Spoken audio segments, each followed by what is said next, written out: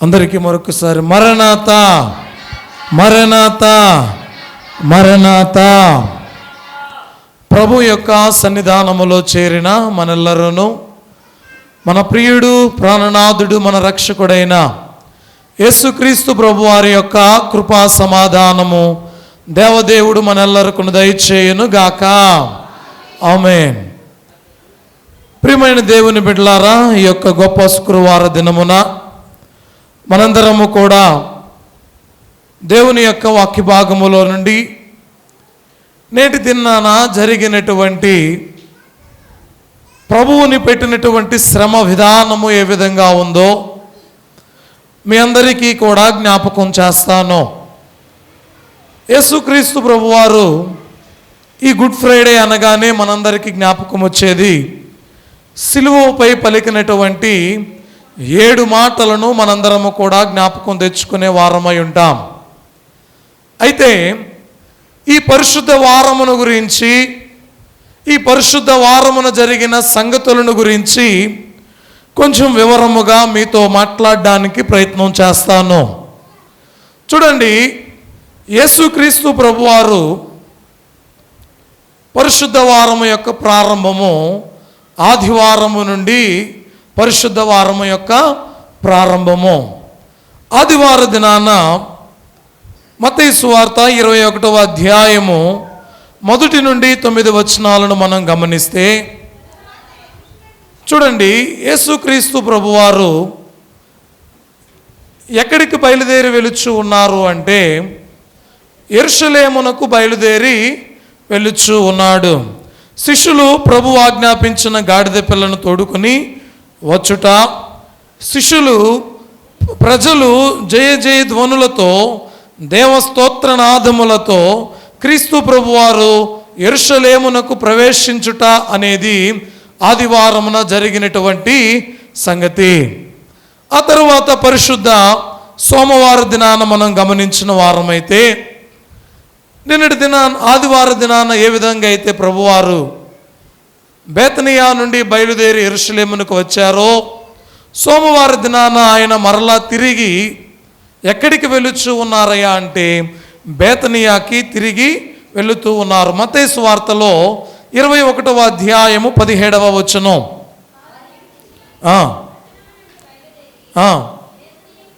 చూడండి, ఎక్కడికి బయలుదేరాడటండి? యెరూషలేము పట్టణము నుండి బయలుదేరి బేతనియా గ్రామానికి ఆయన వెళ్ళడాన్ని మనం చూస్తూ ఉన్నాం. అంతేకాకుండా మార్కు సువార్త 11వ అధ్యాయము 11వ వచనములో కూడా ఈ మాటలు రాయబడ్డాయి. ఆయన యెరూషలేమునకు వచ్చి దేవాలయములో ప్రవేశించి సాయంకాలమైనందున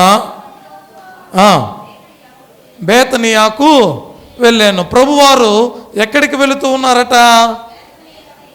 యెరూషలేము దేవాలయములో నుండి బయలుదేరి బేతనియాకు వెళుతూ ఉన్నాడు. ఈ సోమవార దినాన జరిగినటువంటి పని ఏంటో తెలుసా అమ్మా? ఏం జరిగింది ఈ సోమవారాన అంటే మత్తయి సువార్తలో 21వ అధ్యాయము 18 నుండి 22 వచనాల్లో మనం చూస్తే ఆ దినాన ప్రభువు అంజూరపు చెట్టును శపించుట మనకు కనబడుతూ ఉంది. యేసు ప్రభువారు అంజూరపు చెట్టును శపించుట, అంతేకాకుండా మరి ఒక మాట కూడా జ్ఞాపకం చేస్తాను. యేసుక్రీస్తు ప్రభువారు దేవాలయములో ప్రవేశించి దేవాలయమును శుద్ధి చేయుట, దేవాలయ ప్రక్షాళనము అనేది కూడా ఈ పరిశుద్ధ సోమవార దినాన కనబడుతూ ఉంది. ఇవన్నీ చేసిన తరువాత ప్రభువారు ఎక్కడికి బయలుదేరారు అంటే ఏమండి, బేతనియాకు ఆయన తిరిగి వెళ్ళిన వారై ఉంటూ ఉన్నారు. చూడండి ప్రియ దేవుని బిడ్డలారా, యేసుక్రీస్తు ప్రభువారు ఆయన ఎక్కడ ఉన్నాడు అనేది మనం చూస్తే వారికి పరిశుద్ధ దినము శనివారము. శనివార దినాన ఆయన ఎక్కడ ఉన్నాడు అంటే బేతనియాలో రాత్రికాల సమయమందు ఆయన విందు చేసిన మాటలు కూడా పరిశుద్ధ గ్రంథములో వ్రాయబడి ఉన్నాయి. గమనించండి ప్రియ దేవుని బిడ్డలారా, ఆదివార దినాన జయధ్వనులతో ఆయన యొక్క ఊరేగింపును మనం చూసాం. సోమవార దినాన దేవాలయ ప్రక్షాళనము మనం చూస్తూ ఉన్నాం. అంజూరపు చెట్టు శపించబడుట మనం చూస్తూ ఉన్నాం. అంతేకాకుండా ప్రభువు యెరూషలేము నుండి తిరిగి బేతనియాకు వెళ్ళుట మనం చూస్తూ ఉన్నాం. ఆ తర్వాత పరిశుద్ధ మంగళవార దినాన జరిగినటువంటిది మీ జ్ఞాపకం చేస్తాను. చూడండి, మత్తయి సువార్త 21వ అధ్యాయము 23వ వచనం. ఆయన దేవాలయంలోనికి వచ్చి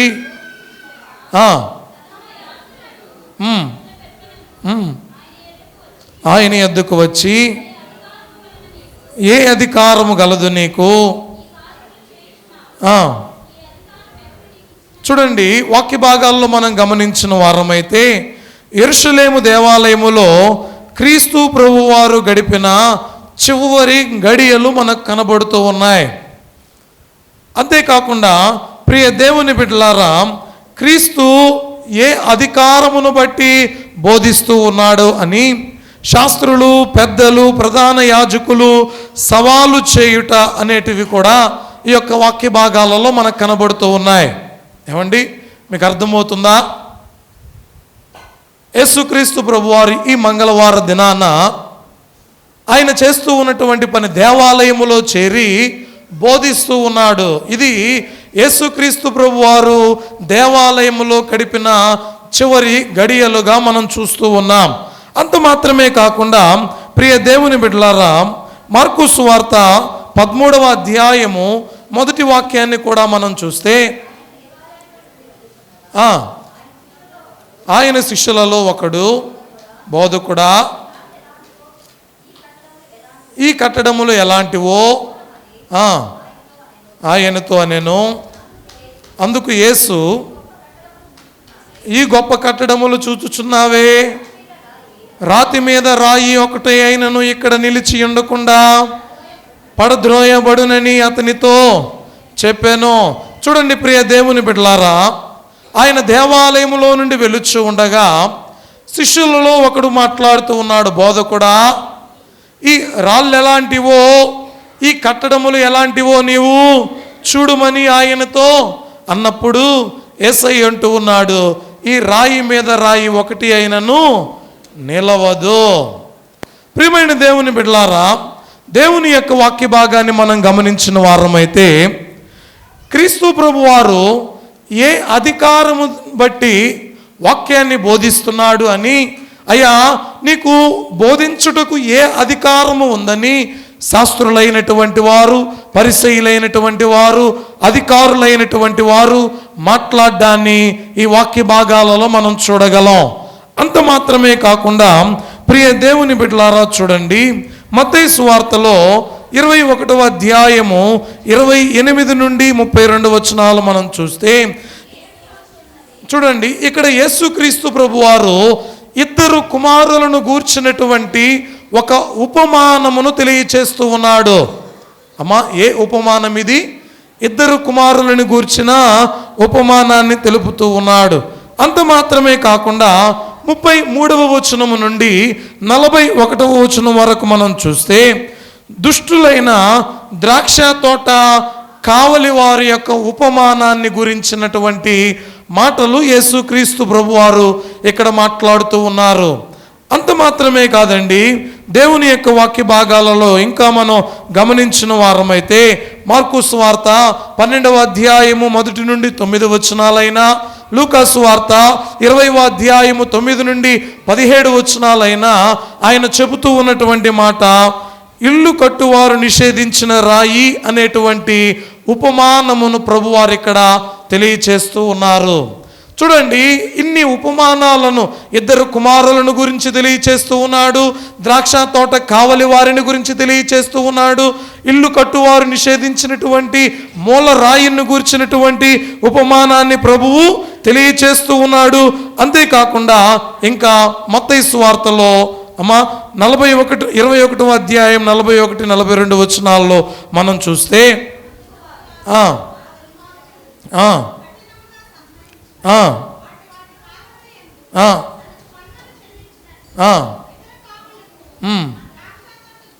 చూడండి, ఇది ద్రాక్ష తోట యొక్క ఉపమానం. ఏ ఉపమానం అండి? దుష్టులైన దుష్టులైన ద్రాక్ష తోట కావలి వారి యొక్క ఉపమానం. ఈ ఉపమానాలను ప్రభు తెలియచేస్తూ ఉన్నాడు. సమయం ఉన్నప్పుడు వీటన్నిటిని గురించి మీతో మాట్లాడతాను.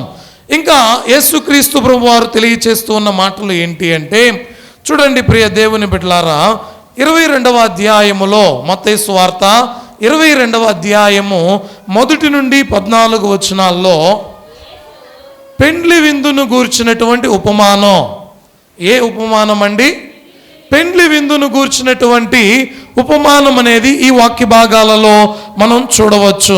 చూడండి, అంతేకాకుండా అనేక మాటలను ప్రభువారు ఇక్కడ మాట్లాడుతూ ఉన్నారు. ఈ సంభాషణ అంతా కూడా జరిగింది ఎప్పుడో తెలుసా అమ్మా? ఏ దినాన్ని గురించి మనం మాట్లాడుకుంటున్నాం? మంగళవార దినమున జరిగినటువంటి సంభాషణ. అంతేకాకుండా చూడండి, వాక్య భాగములో 22వ అధ్యాయములో 15 నుండి 21 వచనాల్లో కైసరుకు పన్ను చెల్లించుట న్యాయమా కాదా అని పరిసయ్యులు ప్రభువును ప్రశ్నించుట అనేది ఈ మాటలలో మనకు కనబడుతూ ఉంది. అంతేకాకుండా ప్రియ దేవుని బిడ్డలారా, పునరుద్ధానమును గురించి సద్దూకయ్యులు పరిసయ్యులు ప్రభువారిని ప్రశ్నించడము కూడా ఈ వాక్య భాగాలలో మనకు కనబడుతూ ఉంది. చూడండి, ఈ మాటలన్నిటినీ కూడా మనం గమనిస్తే ఇక్కడ ధర్మశాస్త్రములలో ముఖ్యమైన ఆజ్ఞ ఏంటి అని అక్కడ వారు అడగడం కూడా ఈ మాటలలో చూడగలం. 22వ అధ్యాయములోనే 35 నుండి 40 వచనాలలో ఈ మాటలు మనం చూస్తాం. ఆ తర్వాత కూడా క్రీస్తు ప్రభువారు దావీదు కుమారుడా, క్రీస్తు దావీదునకు ప్రభువా అని ఈ పరిసయ్యులు వేసినటువంటి ప్రభువుకు జవాబు చెప్పడం కూడా, ప్రశ్నకు జవాబు చెప్పడం కూడా ఈ 22వ అధ్యాయములో మనకు కనబడుతూ ఉంది. ప్రియమైన దేవుని బిడ్డలారా, ఈ మాటలన్నింటినీ కూడా జ్ఞాపకం చేయడానికి గల కారణం ఏంటి అంటే, ఈ పరిశుద్ధ వారములో ఏమేమి కార్యములు జరుగుతూ ఉన్నాయి, ఈ పరిశుద్ధ వారములో ప్రభు ఏ కార్యాలు చేస్తూ ఉన్నాడు అనే మాటలైన అన్నీ కూడా ఇక్కడ వ్రాయబడి ఉన్నాయి. అంతేకాకుండా క్రీస్తు ప్రభు వారు వేషధారులైనటువంటి శాస్త్రులను గురించి పరిశీలన గురించి మాట్లాడడాన్ని మనం చూస్తూ ఉన్నాం. అంతేకాకుండా యేసుక్రీస్తు ప్రభు వారు యెరూషలేమును చూచి ప్రలాపించుట అనేది కూడా ఈ మాటలలో మనం చూడగలం. ఇన్ని మాటలు ఒక్క మంగళవార దినాన ప్రభువారు చేసిన వారై ఉంటూ ఉన్నారు, తెలియచేసిన వారై తెలియపరచిన వారై ఉంటూ ఉన్నారు. ప్రియమైన దేవుని బిడ్డలారా, అంతేకాకుండా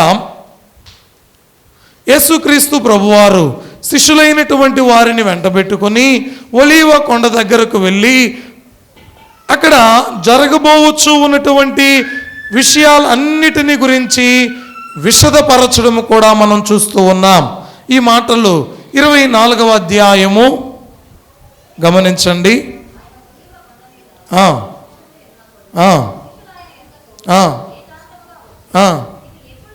ఈ విషయాలన్నీ చెప్పిన తర్వాత, అయ్యా ఇన్ని చెప్పావు కదా, ఇవన్నీ ఎప్పుడు జరుగుతాయి? నీ రాకడకు ఈ యుగ సమాప్తికి సూచనలు ఏంటి ప్రభువా అని శిష్యులు ఎవరిని అడుగుతూ ఉన్నారండి?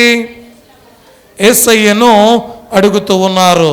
ఆ తర్వాత మరలా ప్రభు వారికి ఒక ఉపమానం చెప్పాడండి. 24వ అధ్యాయంలో కనబడుతూ ఉన్న ఉపమానం ఏంటో తెలుసా? 45వ వచనం 51 వరకు చూడండి. 10 మంది కన్యకలను గూర్చినటువంటి ఉపమానం అక్కడ కనబడుతూ ఉంది. తలాంతుల ఉపమానం అక్కడ కనబడుతూ ఉంది. మేకల యొక్క ఉపమానం కనబడుతూ ఉంది. నమ్మకమైన మంచి బుద్ధి గల దాసులు, బుద్ధి లేని దాసుల యొక్క ఉపమానాలు అన్నీ కూడా కనబడుతూ ఉన్నాయి. ఈ ఉపమానములన్నిటినీ ప్రభువారు తెలియచేసిన వారై ఉంటూ ఉన్నారు. చూడండి, అంతేకాకుండా ఇక్కడ జరిగినటువంటిది ఏంటి అంటే, యేసుక్రీస్తు ప్రభువారిని అప్పగించడానికి ఇస్కరియోతు యోధా యొక్క ప్రయత్నాలు కూడా ఈ యొక్క మంగళవార దినము నుండి ప్రారంభమవుతాయి. గమనించారా? ఈ మాటలు కూడా తెలియచేస్తాను. 26వ అధ్యాయములో 14 నుండి 16 వచనాలు ఒకసారి చూడండి. మైక్ తీసుకొని చదవండి. అప్పుడు 12 మందిలో ఒకడగు ఇస్కరియోతు యోధా ప్రధాన యాజకుల యొద్దకు వెళ్ళి నేను ఆయనను మీకు అప్పగించిన ఎడల నాకు ఏమి ఇత్తురని వారిని అడిగాను. అమ్మా, విన్నారా ఈ మాట? యేసుక్రీస్తు ప్రభు వారిని అప్పగించుటకు ఇస్కరియోతు యోధా చేస్తూ ఉన్నటువంటి ప్రయత్నం ఎప్పుడు చేస్తూ ఉన్నాడో తెలుసా? మంగళవార దినాన ఈ ప్రయత్నాన్ని చేస్తూ ఉన్నాడు. డీల్ అనేది మాట్లాడుతూ ఉన్నాడు. నేను ఆయనను మీకు అప్పగిస్తే మీరు నాకు ఏమిస్తారు, మీరు నాకు ఎంత ఇస్తారు? చూడండి, మార్కు సువార్తలో 14వ అధ్యాయము 10-11 వచనాల్లో ఈ మాటలు ఉన్నాయి. 12 మందిలో ఒకడగు ఇస్కరియోతు యోధా ఏమండి ఎవరి చేతికి? ప్రధాన యాజకుల చేతికి. చూడండి, ప్రధాన యాజకుల యొద్దకు ఎవరు వెళ్ళారండి? ఇస్కరియోతు యూదా వెళ్ళాడు. వాక్య భాగాలలో ఇంకా వ్రాయబడిన మాట లూకాసు వార్తలో కూడా 22వ అధ్యాయము 2 నుండి మనం గమనించిన వారమైతే ప్రధాన యాజకులను శాస్త్రులను ప్రజలకు భయపడరి గనక ఆయన ఏలాగు చంపదమని ఉపాయము ఎతుకుచుండరి. అంతట 12 మంది శిష్యుల సంఖ్యలో చేరిన ఇస్కరియోతు అనబడిన యూదాలో సాతాను ప్రవేశించెను గనుక వాడు వెళ్ళి ఆయన్ను వారికి ఏలాగు అప్పగింపవచ్చునో దానిని గూర్చి ప్రధాన యాజకులతోనూ అధిపతులతోనూ మాట్లాడెను. చాలండి అమ్మా, దేవుని యొక్క వాక్య భాగాన్ని మనం కొంచెం జాగ్రత్తగా ఆలకిద్దాం. ఆదివారం జరిగిన సంగతి ఏంటి? సోమవారం జరిగిన సంగతులు ఏంటి? ఈ మంగళవార దినాన జరుగుతూ ఉన్నటువంటి సంగతులు ఏంటి? ఈ మంగళవార దినమున ప్రభువు అనేక ఉపమానాలు చెబుతూ ఉన్నాడు, అనేక ప్రశ్నలకు జవాబులు చెబుతూ ఉన్నాడు. ఒలీవ కొండ దగ్గర శిష్యులైనటువంటి వారికి ఎన్నో ఉపమానాలు చెబుతూ ఉన్నాడు. అంతేకాకుండా శిష్యులలో ఒకడైనటువంటి ఇస్కరియోతు యోధా ప్రధాన యాజకుల దగ్గరికి వెళ్ళి యేసుని నేను అప్పగిస్తే మీరు నాకు ఏమి ఇస్తారని మాట్లాడుతూ ఉండడం కూడా మనం చూస్తూ ఉన్నాం. ఇవన్నీ కూడా ఎక్కడ జరిగిన కార్యకలాపాలు అంటే యెరూషలేములో జరిగిన కార్యకలాపాలు. ఆ తరువాత మంగళవార దినం గడిచింది. బుధవార దినం ఏమండి? బుధవార దినాన యేసయ్య ఎక్కడ ఉన్నాడో తెలుసా? ఏమండి ఎక్కడ ఉన్నాడండి? మత్తయి సువార్త 26వ అధ్యాయము 6వ వచనము నుండి మనం గమనిస్తే యేసు బేతనియాలో కుష్టి రోగి అయిన ఒక స్త్రీ మిక్కిలి విలువగల అత్తరు బుడ్డి తీసుకొని ఏమండి ఎక్కడున్నాడట ప్రభు వారు? ఇప్పుడు చెప్పండి, గట్టిగా చెప్పండి, ఎక్కడున్నాడండి? బేతనియాలో ఉన్నాడు. బేతనియాలో ప్రభు ఉన్న కాలం ఇక్కడ మనకు కనబడుతూ ఉంది. అంతేకాకుండా ఈ మాటలు మార్కు సువార్త 14వ అధ్యాయము 1 నుండి 8 వచనాల్లో కూడా వ్రాయబడ్డాయి. ఈ కాలం అంతా కూడా బేతనియాలో ప్రభు ఉన్నటువంటి కాలం. ప్రభు వారి దగ్గరికి రావడం, ప్రభువారిని పాపాత్మురాలైనటువంటి స్త్రీ ఆయన దగ్గరికి వచ్చి అత్తరును తీసుకుని వచ్చి ఆయన తల నుండి ఆయనను అభిషేకించడం, అంతేకాకుండా కన్నీళ్లతో ప్రభు పాదములను కడగడం, తన తల వెంట్రుకలతో ప్రభు యొక్క పాదములను తుడవడం, అంతేకాకుండా ఆమె విస్తారమైనటువంటి పాపములు క్షమించబడడం ఈ బుధవార దినాన జరిగినటువంటి కార్యం. ఆ తరువాత పరిశుద్ధ గురువారం అనగా నిన్నటి దినాన ఏం జరిగింది? ఏమండి నిన్నటి దినాన ఏం జరిగిందండి? పస్కా పండుగకు సిద్ధపాటు. పస్కా పండుగను మీరు సిద్ధం చేయండి అని ఎవరిని చెప్పాడు? చూడండి, శిష్యులైనటువంటి వారికి చెప్పాడు. అంతేకాకుండా పస్కా భోజనము మరియు ప్రభురాత్రి భోజనాన్ని ఏర్పాటు చేయడం మనం చూస్తూ ఉన్నాం. అంతేకాకుండా యేసుక్రీస్తు ప్రభువారు ఇంకా ఏం చేశాడండి నిన్నటి దినాన? చెప్పండి, ఏం చేశాడండి? శిష్యుల పాదములను ఆయన కడిగిన వారయ్యుంటూ ఉన్నారు. అర్థమవుతుందా? పస్కా పండుగకు సిద్ధపాటు అనగా ఇద్దరు శిష్యులను పిలిచి, ఇదిగో మీకు ఎదురుగా కుండ మోసుకుని వెళుతూ ఉన్నటువంటి వ్యక్తి దగ్గరికి మీరు వెళ్ళి ఏం చేయండి? మేడగది కావాలి, విడిది గది కావాలి, ప్రభు అడగమన్నాడు అని చెప్పండి. అయితే మేడగదిని జాన్ మార్క్ అనే వ్యక్తి ఏం చేశాడండి? సిద్ధం చేశాడు. అయితే ప్రభువారు కలిసి ఏం చేశారు? ఇక్కడ ఈ యొక్క మేడగదిలో పస్కా పండుగను ఆచరించారు. ఇంకా ప్రభు చేసిన పని, ప్రభు సంస్కార విందును అందించాడు. అవండి, ప్రభు సంస్కార విందును అందించాడు. ఇంకా ఏం చేశాడు? ప్రభువు శిష్యుల పాదములను కడిగాడా లేదా? చూడండి, శిష్యుల పాదములను ప్రభువారు కడిగిన వారై ఉంటూ ఉన్నారు. కాబట్టి ప్రియ దేవుని బిడ్డలారా, ఆయన చెబుతూ అంటున్న మాటలు మనం చూస్తే యోహాను సువార్త 13వ అధ్యాయము 4 నుండి 19 వచనాలు. తన పై వస్త్రము అవతల పెట్టివేసి ఒక తువాలు తీసుకొని నడుముకు కట్టుకొనెను. అంతటా పల్లెములో నీళ్లు పోసి శిష్యుల పాదములు కడుగుటకును తాను కట్టుకొని ఉన్న తువాలతో తుడుచుటకును మొదలుపెట్టెను. ఇట్లు చేయుచు ఆయన సీమోను పేతురు నద్దకు వచ్చినప్పుడు అతడు, ప్రభువా, నీవు నా పాదములు కడుగుదువా అని ఆయనతో అనెను. అందుకు యేసు, నేను చేయుచున్నది ఇప్పుడు నీకు తెలియదు కానీ ఇక మీదట తెలుసుకొందువని అతనితో చెప్పగా, పేతురు, నీవెన్నడూను నా పాదములు కడగరాదని ఆయనతో అనెను. అందుకు యేసు, నేను నిన్ను కడగని ఎడల నాతో నీకు పాలు లేదన్ను. చాలండి అమ్మా, వాక్య భాగాలలో చెప్పబడిన మాట.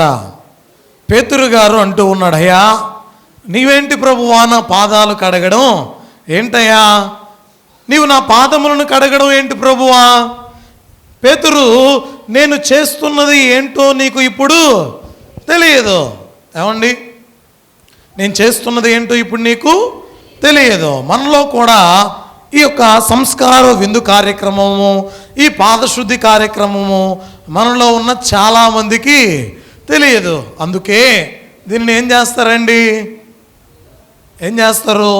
వాక్య భాగంలో చెప్పబడుతున్నటువంటి మాట, పేతురు గారు అడిగినట్లు, అయ్యా నీవేంటయ్యా నా పాదాలు కడిగేది అంటారు. నిన్నటి దినాన ప్రభు యొక్క సన్నిధానములో ప్రభువే పాదములను కడిగిన వారయింటూ ఉన్నారు. ఆయన చెప్పినటువంటి మాట, నేను నీ పాదములను కడగని ఎడలా నాతో నీకు పాలు లేదు. అవండి, నాతో నీకు పాలు లేదు. చూడండి, దేవుని యొక్క సన్నిధానములో ఈ పాదశుద్ధి క్రమములో అందరూ కూడా ఏకీభవించవలసిన వారుగా ఉంటూ ఉన్నారు. అంత మాత్రమే కాకుండా ఇదంతా కూడా మేడగదిలో అయిపోయింది. ఈ మేడగదిలో అయిన తర్వాత ఏమండి, ఈ మేడగదిలో అయిన తర్వాత వారు ఎక్కడికి బయలుదేరి వెళ్ళారు అంటే, ఇక్కడ ప్రభువారు మరొక సంగతిని కూడా జ్ఞాపకం చేస్తూ ఉన్నాడు. అది ఏంటి అంటే, మత్తయి సువార్తలో 26వ అధ్యాయము 21 నుండి మనం గమనిస్తే, వారు భోజనం చేయుచుండగా ఆయన మీలో ఒకడు నన్ను అప్పగించి, ఏమండి ఏం చెబుతూ ఉన్నాడు? మీలో ఒకడు నన్ను ఈ పరిశుద్ధ గురువార దినాన దేవదేవుడు చెబుతూ ఉన్నటువంటి మాట, యేసు ఆయనను అప్పగించు విశ్వాసఘాతకుడుగా యోధా గుర్తింపు పొందడం. ఏమండి, తనను అప్పగించేటువంటి విశ్వాసఘాతకుడైనటువంటి ఇస్కరియోతు యోధా అక్కడ ఉండుటను బట్టి ప్రభువారు అంటూ ఉన్నారు. ఏమంటూ ఉన్నారమ్మా? ఒకసారి చెప్పండి, చదవండి. మీలో ఒకడు, మీతో నిశ్చయముగా చెప్పుచున్నాను అంటే ఈ 12 మందిలో ఒకడు, ఎవరో కాదు. ఎవరట? 12 మంది. చెప్పండి గట్టిగా, ఎవరండి? ఈ 12 మందిలో ఒకడు నన్ను అప్పగించనై ఉన్నాడు అని చెబితే అక్కడ ఉన్నటువంటి వారికి ఎలా ఉంటుంది? ఆలోచించారా? అక్కడ ఉన్నది ఎవరో కాదు, అక్కడ ఉన్నది 12 మంది శిష్యులు మాత్రమే ఉన్నారు. ఈ 12 మంది శిష్యులకు ప్రభువు మాట్లాడుతూ ఉన్నటువంటి మాట, మీలో ఒకడు నన్ను అప్పగించును అని అంటూ ఉన్నాడు. వారందరికీ ఎలా ఉంటుందండి? ఆలోచించారా?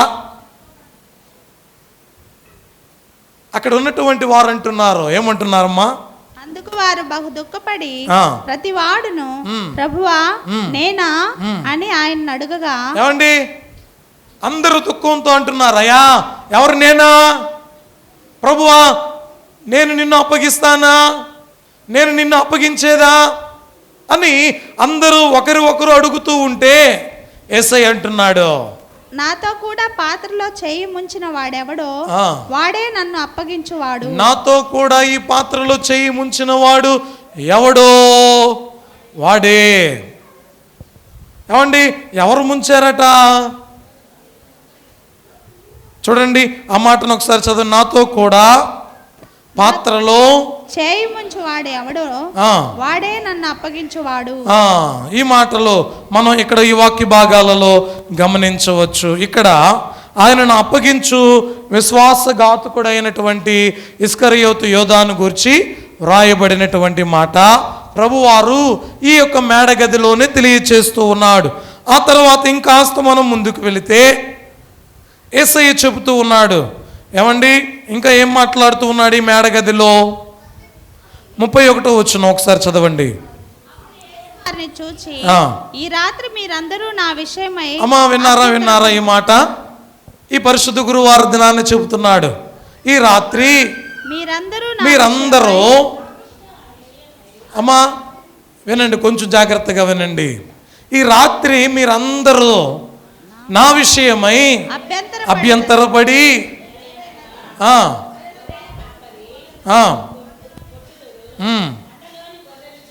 చూడండి అయ్యా, ఈ రాత్రి మందలోని గొర్రెలన్నీ కూడా చెదరిపోతాయి. ఈ రాత్రి నేను ఎవరో ఎరుగునని మీరందరూ కూడా చెబుతారు. ఎంతో టైం పట్టదు. ఈ రాత్రే యేసయ్య చెబుతూ ఉన్నాడండి. ఈ మాటలు తెలియచేస్తూ ఉన్నాడు. ఎంతో టైం పట్టదయ్యా. ఈ రాత్రి దినాన ఇక్కడ మీరు సంస్కారం తీసుకున్నారు, ఇక్కడ మీరు ప్రభు బలను అందుకున్నారు, ప్రభు మీ పాదములను కడిగాడు. అయితే ఇంత చేసినటువంటి ప్రభు వారిని ఎప్పుడో కాదు మీరు మర్చిపోయేది ఈ రాత్రే. చూడండి ఈ వాక్య భాగం చెబుతూ ఉన్నటువంటి మాట 26వ అధ్యాయములో 17 వచనాన్ని మనం చూస్తే, రొట్టెల పండుగలో మొదటి దినమందు శిష్యులు యేసునొద్దకు వచ్చి పస్కాను భుజించుటకు మేము నీ కొరకు ఎక్కడ సిద్ధపరచుకోరుచున్నావని. 35వ వచనం కూడా ఒకసారి చదవండి. పేతురు ఆయన్ను చూచి నేను నీతో కూడా చావవలసి వచ్చినను నిన్ను ఎరుగునని చెప్పినను. అదే ప్రకారము శిష్యులందరూ అనిరి. చాలండి అమ్మా. యేసయ్య ఈ పరిశుద్ధ గురువార దినాన ఒక గొప్ప ప్రసంగాన్ని వారందరితో గమనించండి ప్రియ దేవుని బిడ్డలారా. ఈ మాటలను జ్ఞాపకం చేసుకోండి. పరిశుద్ధ గురువార దినాన జరిగిన సంగతి, మేడగదిని సిద్ధం చేయడం, ప్రభువు పస్కా విందును ఆచరించడం, ప్రభు సంస్కార విందును ప్రభు ఇవ్వడం, అంతేకాకుండా శిష్యుల పాదములను కడగడం, అంతేకాకుండా మీలో నన్ను అప్పగించేటువంటి వాడు ప్రభువారు బట్టబయలు చేయడం, అంతేకాకుండా ప్రియ దేవుని బిడ్డలారా ఈ రాత్రే మీలో నన్ను ఎరుగునని మీరు తెలియచేస్తారు అని చెప్పడం, అంతేకాకుండా ఇంకా ప్రియ దేవుని బిడ్డలారా పేతురు అంటూ ఉన్నాడు, నీతో మరణించనైనా మరణిస్తాను కానీ నువ్వు ఎవరో ఎరుగునని చెప్పను అంటే, అమ్మా పేతురు గారితో కూడా ప్రభు మాట్లాడడాన్ని మనం చూస్తూ ఉన్నాం. ఆ తర్వాత ఈ గురువార దినాన ఈ యొక్క మేడగదిలో ఈ సంభాషణ అంతా కూడా అయిన తర్వాత వీరు బయలుదేరి వీరి యొక్క ప్రయాణము ఎక్కడికి అంటే, ఎక్కడికి వెళ్ళారండి? చెప్పండి గట్టి, ఎక్కడికి వెళ్ళారమ్మా? గెత్సెమనే తోటకు వెళ్ళారు. ఈ గెత్సెమనే తోటలో అసలు ఏం జరిగింది? ఇంకా అమ్మ చూడండి, అంతటా యేసు వారితో కూడా గెత్సెమనే అనబడిన 36వ వచనం మనం గమనిస్తే, గెత్సెమనే వనములో ప్రభు యొక్క మరణమగునంత మహావేదన మనకు కనబడుతూ ఉంది. అర్థం చేసుకోండి ప్రియ దేవుని బిడ్డలారా, ఈ గెత్సెమనే వనములో ప్రభు వేదన పడడం. 8 మంది శిష్యులు ఒక దగ్గర ఉన్నారు, 3 శిష్యులు ఒక దగ్గర ఉన్నారు. ఇస్కరియోతు యోధా మాత్రం ఎక్కడున్నాడు? ప్రధాన యాజకుల దగ్గర ఉన్నాడు. ఈ 3 శిష్యులను గూర్చి దేవుడు అంటున్నాడు, మీరు నా నిమిత్తం ఒక్క గడి అయినా మేల్కొని ప్రార్థన చేయలేరా? ఇదంతా ఏ రోజు జరిగిన సంభాషణ? గురువారం జరిగిన సంభాషణ. చూడండి, అయితే ప్రభువారు మహావేదన పడుతూ గెత్సెమనే తోట దగ్గర ఒకసారి కాదు, 2 సార్లు కాదు, 3 సార్లు ఆయన శిష్యుల దగ్గరికి వచ్చి, మీరు నా నిమిత్తం ఒక్క గడియ కూడా మేలుకొని ప్రార్థించలేరా అన్నప్పుడు ప్రభువారు ఆ చోటికి వెళ్ళడం, అక్కడికి వెళ్ళి ప్రార్థన చేయడం, ఆయన ఎదుట ఆయన మహావేదనతో ప్రార్థన చేస్తూ ఉంటే ఆయన చెమట రక్త బిందువు వలె కారడం. అంతేకాకుండా ఇంకా ఒక గిన్నె, ఒక పాత్ర ఆయన ముందు ఉంచడం. ప్రభువారు అంటూ ఉన్నాడు, అయ్యా నీవు ఈ గిన్నెను నా యొద్ద నుండి తొలగించు ప్రభువా, అయినను నా ఇష్టము కాదు నీ చిత్తమే అంటూ ఉన్నాడు. ప్రభువారు ఈ పాత్రలోనిదంతా కూడా శుభ్రముగా త్రాగివేసిన తరువాత ఎవరు వచ్చారో తెలుసా? ప్రభువారిని తీసుకుని వెళ్ళుటకు, ప్రభువారిని కౌగిలించుకున్నటకు, ప్రభువారిని ముద్దు పెట్టుకున్నటకు శిష్యులలో ఇస్కరియోతు యోధా ప్రభు ఉన్న చోటికి వచ్చాడండి. చూడండి ప్రియ దేవుని బిడ్డలారా, వచ్చినప్పుడు ప్రభువారిని పట్టుకుంటూ ఉన్నప్పుడు వెంటనే పేతురు గారు అక్కడ ఏం చేశాడండి? కత్తి తీసి మల్కు సైనికులలో ఒక సైనికుని యొక్క మల్కు చెవిని తెగ నరికాడు. అవండి, ఇది అయిన తరువాత ప్రభు ఆ చెవిని పట్టుకుని మల్కుని స్వస్థపరిచాడు. ఇది అయిన తరువాత ఇక్కడితో పరిశుద్ధ గురువారము సమాప్తమైందండి. ఆ తరువాత మంచి శుక్రవార దినములోనికి ప్రవేశించాం. ఈ దినాన ఏం జరిగింది అసలు? ఇదండి నేటి దినాన మీరందరూ కూడా జ్ఞాపకం తెచ్చుకోవాల్సింది. ఏం జరిగింది అసలు, ఏం జరుగుతూ ఉంది అనేది మనం గమనించిన వారమైతే, ప్రియ దేవుని బిడ్డలారా, దేవుని యొక్క వాక్య భాగం నేటి దినాన మనందరితో కూడా మాట్లాడుతూ ఉంది. గెత్సెమనే వనములో ప్రభు ఉన్నాడు. గెత్సెమనే వనములో రానువ వారు ఉన్నారు, సైనికులు ఉన్నారు, శిష్యులైనటువంటి వారందరూ కూడా ఇక్కడ ఉన్నారు. అయితే ఏం జరిగింది అనేది చూస్తే, మొట్టమొదటిగా ప్రభువారిని తీసుకుని ఎక్కడికి వెళ్ళారు అంటే, అన్నా ప్రధాన యాజకుడైనటువంటి క్రీస్తు ప్రభువారిని తీసుకుని అన్నా ఎదుట యూదుల సంబంధమైన మొదటి కోర్టులో హాజరు చేశారు. చూడండి, మార్కు సువార్త 14వ అధ్యాయము 53 నుండి మనం గమనిస్తే,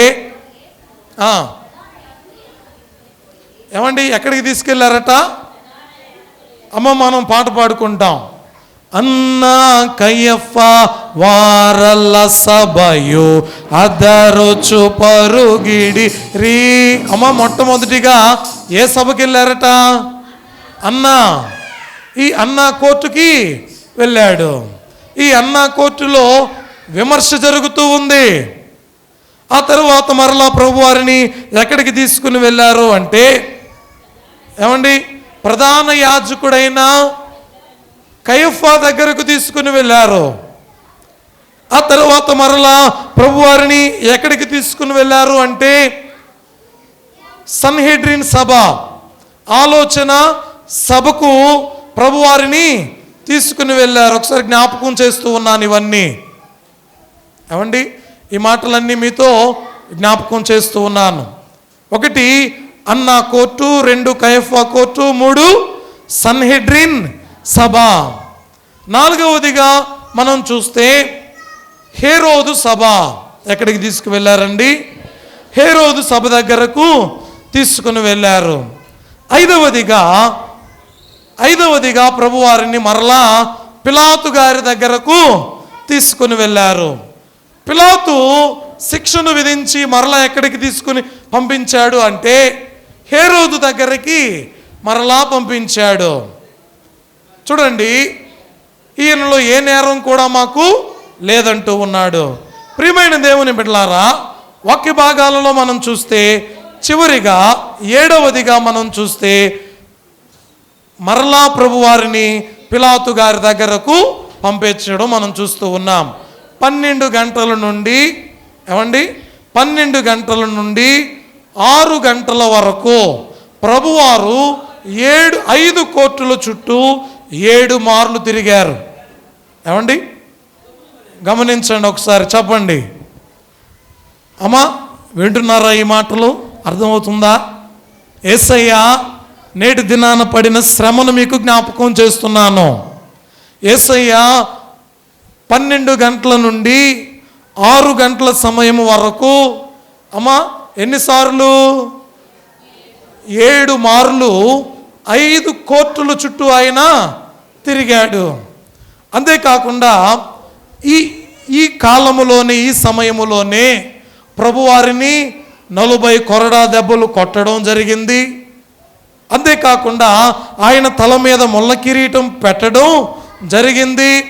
ఆయనను ఒక మరణకరమైనటువంటి చీకటి గదిలో పైనుండి క్రిందకు పడద్రోయడం జరిగింది. అంతేకాకుండా ఆయన మీద ఉమ్మి వేయడం జరిగింది.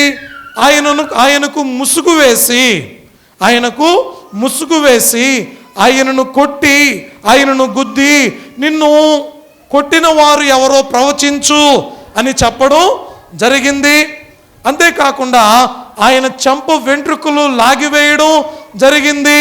అంతేకాకుండా ఒక కర్రను ఇచ్చి యూదుల రాజా అని ఆయనను అపహసించడం జరిగింది. కొరడా దెబ్బలు 40 కొరడా దెబ్బలు, 1 తక్కువ 40 కొరడా దెబ్బలు ప్రభువారిని కొట్టడం కూడా జరిగింది. ఇవన్నీ కూడా జరిగింది ఈ రాత్రి సమయములోనే. ఇదంతా కూడా అయిన తరువాత ఏమండి, ఈ 5 గంటల నుండి తెల్లవారుజామున 5 గంటల నుండి ఏం జరుగుతుందో తెలుసా? పిలాతు గారి దగ్గరికి ప్రభువారిని తీసుకుని వచ్చినప్పుడు పిలాతు ప్రయత్నిస్తూ ఉన్నాడు. ఎవరిని విడిపించాలని? యేసయ్యను విడిపించాలి అని ప్రయత్నిస్తూ ఉంటే అక్కడ ఉన్నటువంటి వారు ఆయనకు సిలువ వేయండి అంటే కొరడా దెబ్బలకు అప్పగించాడు. మరలా యేసుక్రీస్తు ప్రభువారిని తీసుకుని వచ్చినప్పుడు పిలాతు భార్య కబురు పంపింది, అయ్యా ఆ నీతిమంతుని జోలికి నీవు పోవద్దు, నేను ఆయనను గూర్చి రాత్రి కలలో నేను ఆయనను చూశాను అన్నప్పుడు, చూడండి ప్రియ దేవుని బిడ్డలారా, పిలాతు యేసయ్యను విడిపించడానికి ఆప్షన్స్ ఇస్తూ ఉన్నాడు. ఏంటో తెలుసా ఈ ఆప్షన్స్? అయ్యా ఇదిగో మన వాడుక చొప్పున ప్రతి పస్కా పండుగ దినాన ఒక ఖైదీని విడుదల చేయటం మనకు ఆచారం కదా. అయితే ఎవరిని విడుదల చేయమంటారు? యేసును విడుదల చేయమంటారా? ఈ బందిపోటు దొంగ అయినటువంటి బరబ్బను విడుదల చేయమంటారా అంటే అక్కడ ఉన్నటువంటి వారందరూ కూడా ఏమన్నారండి? మాకు బరబ్బా కావాలి అన్నారు. ఇదంతా కూడా జరిగింది అమ్మా ఈ తెల్లవారుజామున 5 గంటల సమయములోనే. చూడండి, ఈ విధంగా బరబ్బాను విడుదల చేశారు. విడుదల చేసి యేసుకు సిలువను మోపుతూ ఉన్నారు. చూడండి, ఈ పిలాతు గారు అంటూ ఉన్నాడు, ఏమన్నో తెలుసాయా, ఈ దోషం మా మీద మా పిల్లల మీద వద్దు, మాకు వద్దయ్యా అంటున్నాడు. చేతులు కడిగి వేసుకుంటున్నాడు. ఆ తరువాత జరిగింది ఏంటి అంటే సిలువ మ్రానుకు ఆయనను అప్పగించారండి. సిలువ మ్రానుకు ఆయనను అప్పగించినప్పుడు యెరూషలేము పురవీధులలో నుండి ఆయన 9 గంటల సమయం వరకు, 6 గంటల నుండి 9 గంటల సమయం వరకు ప్రభువారు ఎక్కడికి ఆయన ప్రయాణం సాగింది అంటే యెరూషలేము పురవీధులలో నుండి గొల్గొతా కొండ వరకు సాగింది. ఎన్ని గంటల నుండి అండి? ఇంచుమించు 6 గంటల సమయము నుండి 9 గంటల సమయం వరకు ప్రభువారు యొక్క యెరూషలేము పురవీధులలో నుండి ఆయన యొక్క ప్రయాణము, సిలువ యాత్ర అనేది సాగింది. అయితే ఈ సిలువ యాత్రలో ఆయన ప్రారంభమైన దగ్గర నుండి ఆయన సమాధి చేయబడిన దగ్గర వరకు 14 స్టేషన్లుగా గుర్తించారు. ఈ 14 స్టేషన్లలో యేసుక్రీస్తు ప్రభువారు మోయలేనటువంటి సిలువ భారాన్ని మోస్తూ ముమ్మారు పడిపోయిన వారై ఉంటూ ఉన్నారు. అంతేకాకుండా వెరోనికా అనేటువంటి స్త్రీ ఆయన ముఖమును తెల్లని వస్త్రముతో అద్దినదై ఉంటూ ఉంది. ఇవన్నీ కూడా యెరూషలేము కుమార్తెలను చూస్తూ ఆయన మాట్లాడడం, ఇవన్నీ కూడా అక్కడ మనకు జరుగుతూ ఉన్నాయి. అంతేకాకుండా కురేనీయుడైనటువంటి సీమోను ప్రభువారి యొక్క సిలువను మోయడం కూడా మనం చూస్తూ ఉన్నాం. ఇవన్నీ కూడా జరుగుతూ ఉన్నటువంటి సందర్భాలను మనం ఈ వాక్య భాగాలలో గమనించగలం. ప్రియమైన దేవుని బిడ్డలారా, మీ జ్ఞాపకం చేస్తున్నాను, వినండి. 9 గంటల నుండి 12 గంటల వరకు ప్రభువారు 3 మాటలు మాట్లాడారండి. సిలువ మీద ప్రభువారు 3 మాటలను మాట్లాడారు. చూడండి, మొదటిగా మనం చూస్తే లూకాసు వార్త 23వ అధ్యాయము 34వ వచనం. యేసు, తండ్రి, వీరేమి చేయుచున్నారో వీరెరుగరు గనుక వీరిని క్షమించమని చెప్పాను. వారు ఆయన వస్త్రములు పంచుకున్నటకై చీట్లు వేసిరి. చాలండి అమ్మా. ప్రభువారు మొదటి మాట, తండ్రి వీరేమి చేయుచున్నారు వీరెరుగరు, వీరిని క్షమించుము అని. 2వ మాట, నేడే నీవు నాతో కూడా పరదేశులో ఉండు అని. 3వ మాట ఏమండి? అమ్మా ఇదిగో నీ కుమారుడు అని 3వ మాట మాట్లాడిన వారై ఉన్నారు. ఈ 3 మాటలు మాట్లాడిన తరువాత 4వ మాట మాట్లాడేసరికి టైం ఎంత అయిందో తెలుసా? ఒకసారి చూడండి. మత్తయి సువార్త 27వ అధ్యాయం 46వ వచనం.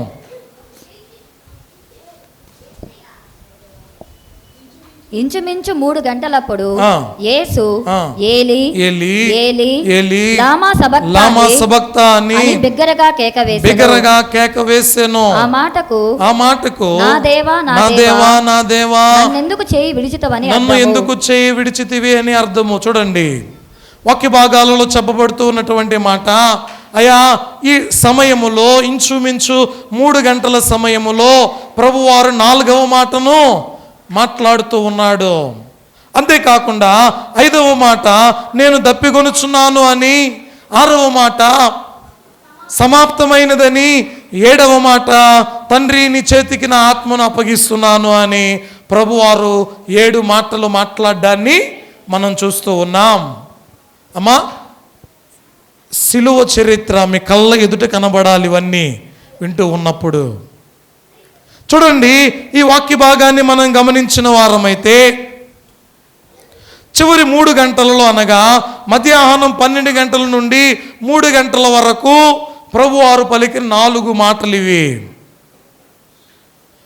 ఈ 3 మాటలు పలికేటప్పుడేమో వెలుగుంది, ఈ 4 మాటలు పలికేటప్పుడేమో చీకటి ఉందండి. ఇది కూడా మనం వాక్య భాగాలలో చూడగలం.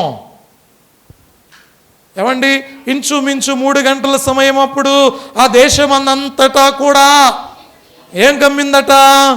చీకటి కమ్మింది. 3 మాటలు ప్రభువారు వెలుగులో మాట్లాడితే మరి 4 మాటలు ప్రభువారు చీకట్లో పలుకుతూ ఉన్నారు. అర్థం చేసుకోండి. ఇంకా ఆ తరువాత వారు చీట్లు వేయడం మనం చూసాం. అక్కడ యెరూషలేము కుమార్తెలు రోధించడం మనం చూస్తూ ఉన్నాం. అంతేకాకుండా యేసుక్రీస్తు ప్రభువారు బ్రతికి ఉన్నాడు, చనిపోయి ఉన్నాడు అని ఆయన ప్రక్కలో బల్లెపు పోటు పొడవడం మనం చూస్తూ ఉన్నాం. ఇదంతా కూడా అయిన తరువాత ఇంకా మనం గమనించిన వారమైతే, ప్రియమైన దేవుని బిడ్డలారా, యేసుక్రీస్తు ప్రభువారి యొక్క మరణ సాక్ష్యార్థముతో జరిగిన దైవికమైన మహత్తమైనటువంటి ఆశ్చర్య కార్యాలు ఏంటి అంటే, ఈ దినాన ఏ విధమైనటువంటి ఆశ్చర్య కార్యాలు జరిగాయో కూడా ఒకసారి జ్ఞాపకం చేసుకుందాం. మత్తయి సువార్త 27వ అధ్యాయము 45వ వచనములో, ఆ దేశమందంతటా చీకటి కమ్మెను. అమ్మా, యేసయ్య మరణిస్తూ ఉన్నప్పుడు ఆ సమయంలో ఆ దేశమందంతా కూడా చీకటి కమ్మింది. 51వ వచనం ఒకసారి చదవండి. అప్పుడు దేవాలయపు తెర పైనుండి క్రింది వరకు, చూడండి, దేవాలయపు తెర పై నుండి క్రింద వరకు చినిగెను. భూమి వణికెను. భూకంపము కలగడం మనం చూస్తూ ఉన్నాం. బండలు బద్దలాయను. సమాధులు తెరవబడెను. నిద్రించిన అనేక మంది పరిశుద్ధుల శరీరములు లేచెను. వారు సమాధుల్లో నుండి బయటికి వచ్చి ఆయన లేచిన తరువాత పరిశుద్ధ పట్టణములో ప్రవేశించి అనేకులకు అగపడిరి. చూడండి అమ్మా, విన్నారా ఈ మాట? సమాధులు తెరవబడి సమాధుల్లో ఉన్నటువంటి వారు అనేకులకు కనబడెను. యేసయ్య మరణించిన తరువాత జరిగినటువంటి కార్యాలు చూడండి. అంతేకాకుండా అరిమతయి యోసేపు ప్రభు యొక్క దేహాన్ని పిలాతు దగ్గరికి వెళ్ళి, అయ్యా నాకు ఇవ్వమని అడగడం, ప్రభు యొక్క దేహాన్ని దించి ఆయనకు చక్కగా ర్యాపింగ్ చేసి ఆయనను సమాధి చేయించడం, ప్రభు యొక్క త్రవ్వబడినటువంటి క్రొత్త సమాధిలో ప్రభు వారిని ఉంచడం, ఇవంతా కూడా నేటి దినాన జరగడాన్ని మనం చూస్తూ ఉన్నాం. ప్రియమైన దేవుని బిడ్డలారా, గమనించండి, ప్రభు యొక్క కాల వ్యవధి, కాలక్రమము ఏ విధంగా ఉంది అంటే, ఆయన శనివార దినము నుండి ఈ శుక్రవార దినము వరకు ఏ విధమైనటువంటి విధముగా ప్రభువారి యొక్క ప్రయాణము సాగిందో, ఏ విధముగా ప్రభువారు మాట్లాడుతూ ఉన్నారో, ఏ విధముగా జనులతో మాట్లాడారో, ఇవన్నిటిని కూడా మనం గమనించిన వారమై ఉంటూ ఉన్నాం. కాబట్టి నేటి దినాన చేరినటువంటి మనము వీటన్నిటినీ కూడా జ్ఞప్తికి తెచ్చుకొని ప్రభు మాటలు విని ప్రభు యొక్క సన్నిధానములో నిత్యము జీవించు భాగ్యము దేవదేవుడు మనందరికను దయచేయును గాక. ఆమేన్. ప్రార్థన చేసుకుందాం. మహాపరిశుద్ధుడా, ప్రేమ స్వరూపమైన మా తండ్రి యేసయ్యా, మీ ఘనమైన మీ శక్తి కలిగిన నామమునకు వందనములు ప్రభువా. అయా, ఈ మంచి శుక్రవార దినమున మీ యొక్క సిలువ ప్రయాణమును నైనా మీరు మాకు తెలియచేసిన రీతిని బట్టి నీకు వందనాలు. చేరిన కూడిన మీ బిడ్డలందరినీ మీరు దీవించండి. మీ బిడ్డలైనటువంటి వారు మీ మాటలను పలుకుచూ ఉండగా యేసయ్యా, మీరే మీ బిడ్డలైనటువంటి వారందరితో మాట్లాడమని మా మంచి బోధకుడై ఉన్న యేసు స్వామి ద్వారా అడిగి వేడుకొనుచున్న మా పరమ తండ్రి. అందరికీ మరణాత మరణాత మరణాత. దేవదేవుడే మనందరినీ దీవించును గాక.